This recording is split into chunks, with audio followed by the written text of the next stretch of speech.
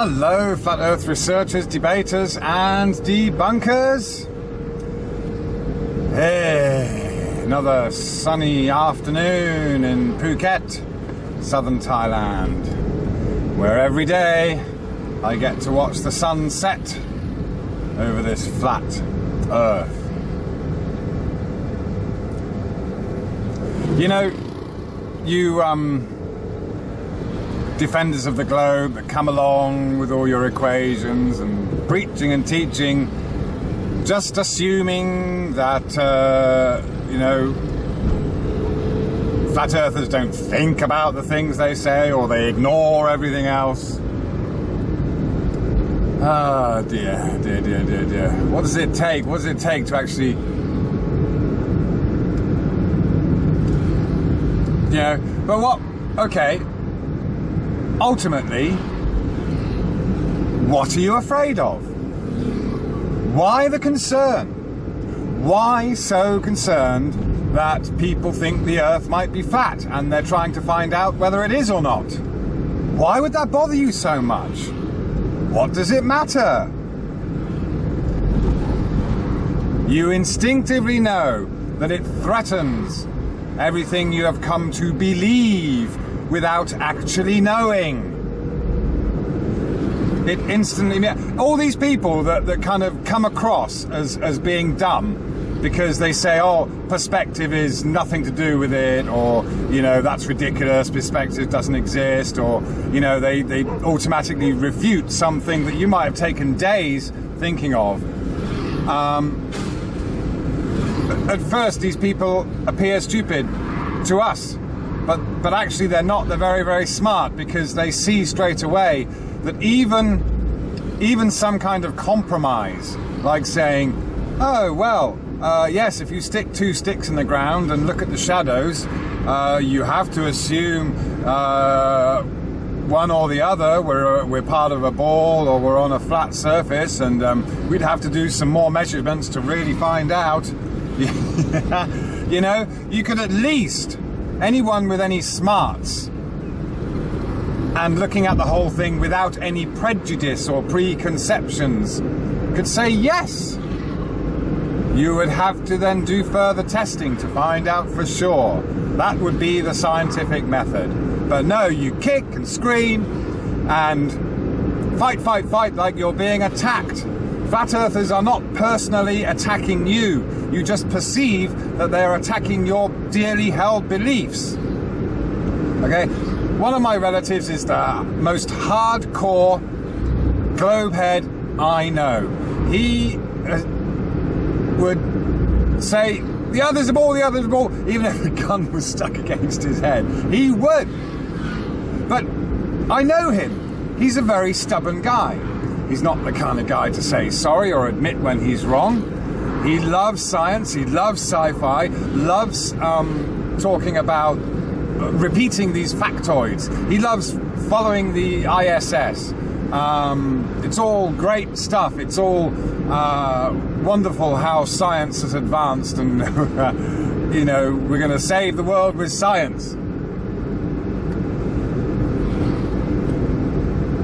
And again, you assume that when flat earthers question the only evidence we have, the only real solid proof we have that we're on a ball, are these ridiculous pictures from space.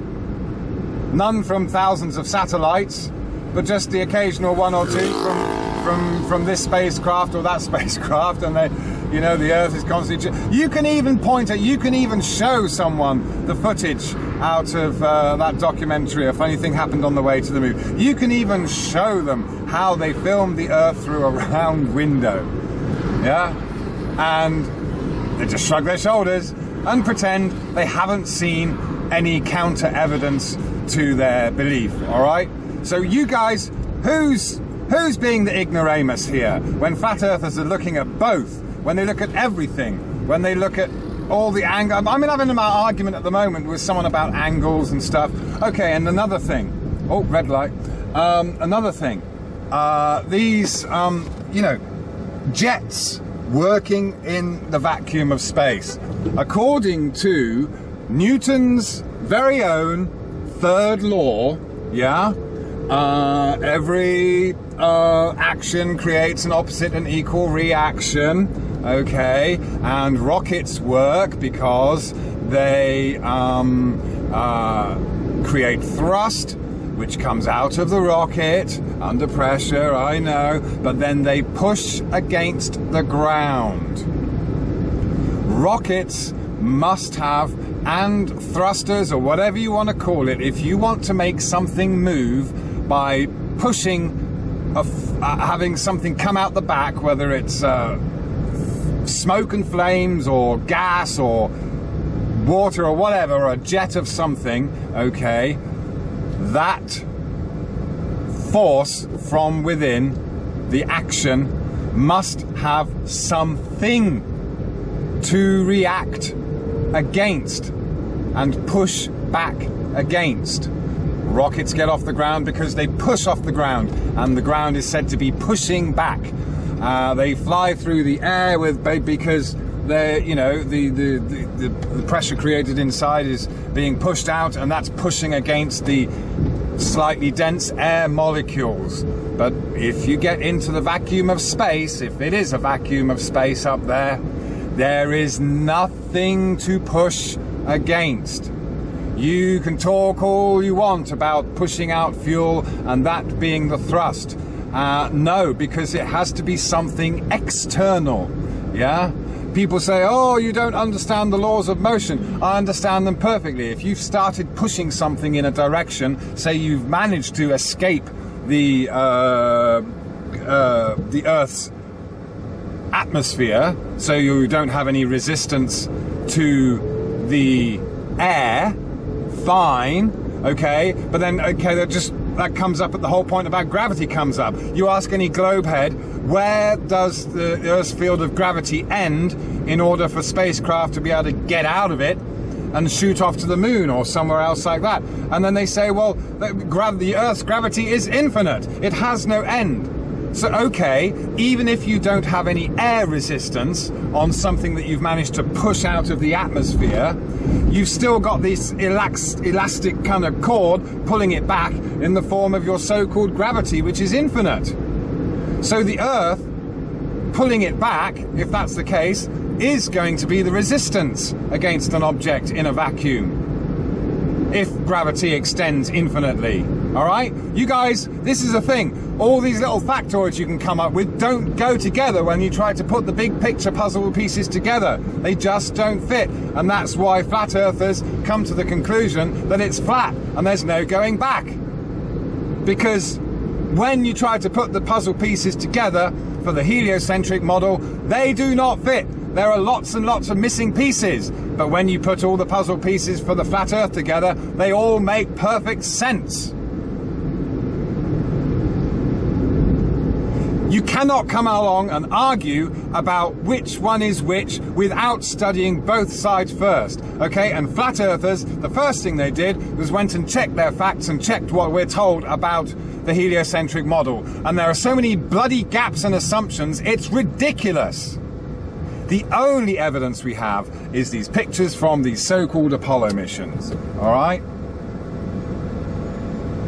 If you can't see the scam for what it is, if you can't even entertain the idea that they could pull it off if they wanted to, you know, you just won't go there, will you? You won't go there. It's too risky. You understand the analogy of the red pill and the blue pill. Some of you will willingly admit that you'd just rather take the blue pill and carry on eating the steak, even though you know it's not real. Listen, what is the worst? Even globeheads are smart enough to understand what flat earth means. They understand that ultimately it means that we break free of our shackles. That the whole system, the whole entire system that's keeping us chained down. They get it, they understand it, they can see that flat earth means freedom and it means free energy, because we Everyone understands that we've been blagged and the whole system comes crashing down and people start to do things for themselves, take responsibility for their own lives rather than just being a lapdog. And that's the thing, isn't it? You know, sometimes you can look at an animal that has a keeper and you can think, and the keeper treats it really badly, or that person, you can even look at another person in an abusive relationship. And you say to yourself, why don't they just leave? Why don't they just get out? Surely they can see that they would be better off.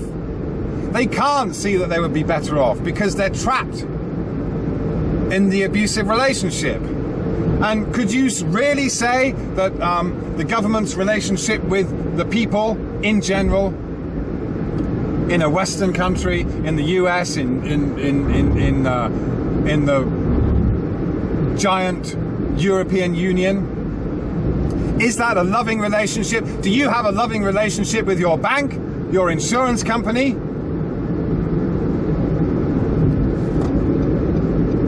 Do they see any value in you as a creative, thinking, sentient being?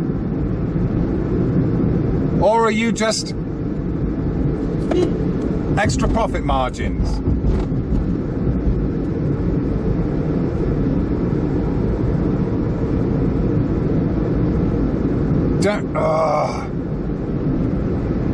The thing is, you see it, you know it. That's the thing with you defenders of the globe, and you come along arguing and throwing equations out there, pretending like you're smarter than everything, and we just look at you and laugh because we know you're not looking at the other side. You're kicking and screaming, you won't look, and you think that throwing your equations around and all that stuff is going to help. It's not. And you know it.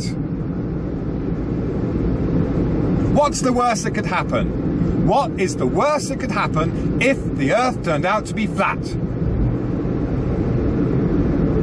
Really, what? You lose a bit of face. But no one cares because we're all in this together. Yeah? The one thing, the very things that keep politicians in power and keep them doing crazy things and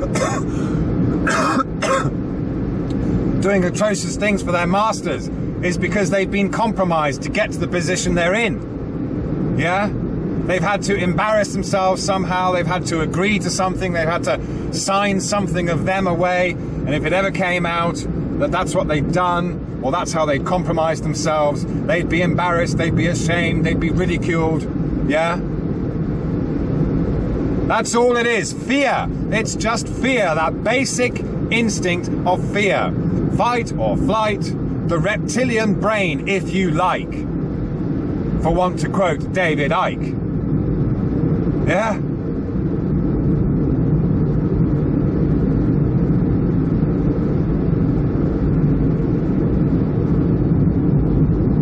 We are living in an insane, upside down, inside out, crazy. Well, look at us. Look at us all using these cars, burning up the milk of Mother Earth, for all we know. It's probably a lot of what they're doing in this land they're hiding. Digging it up for free.